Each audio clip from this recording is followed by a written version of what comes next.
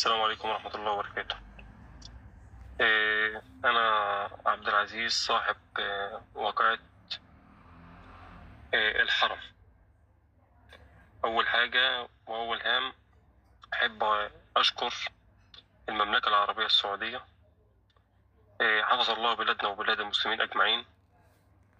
بالنسبة للسعودية وبالنسبة لمصر أو بالنسبة لأي دولة، إحنا كلنا في الأول وفي الآخر عرب ومسلمين وموحدين بالله. بالنسبة للفيديو اللي انتشر، مش حابب والله ان انا اصلا في البداية اصلا ان انا اطلع بالصورة ديت، تمام؟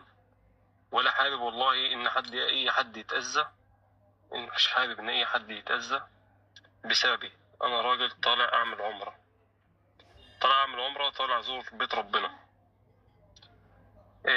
الواحد طالع يفضي كل حاجة جواه. طالع قد المناسك العمرة يعني بمعنى اصح.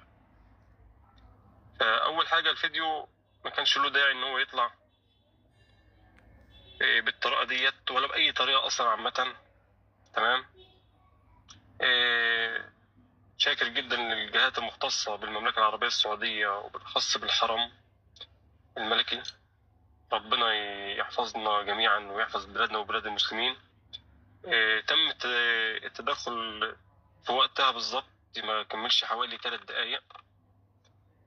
رحت أنا مكتب الأمن اللي موجود في الحرم، وجزيل الشكر ليهم بصراحة.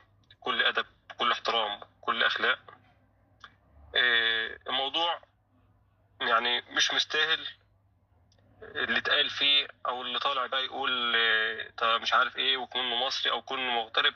لا حضراتكم، احنا كلنا في الاول وفي الاخر مسلمين. ملهاش داخل انا مصري او هو سعودي او الكلام ده كله. كل شخص بيسيء لشخصه.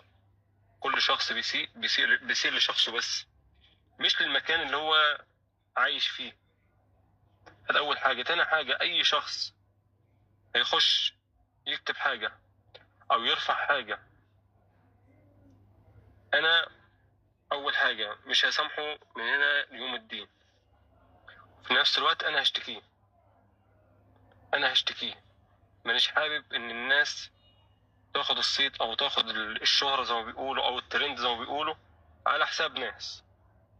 هذا اول حاجه. تاني حاجه، انا رجال طالع من العمر.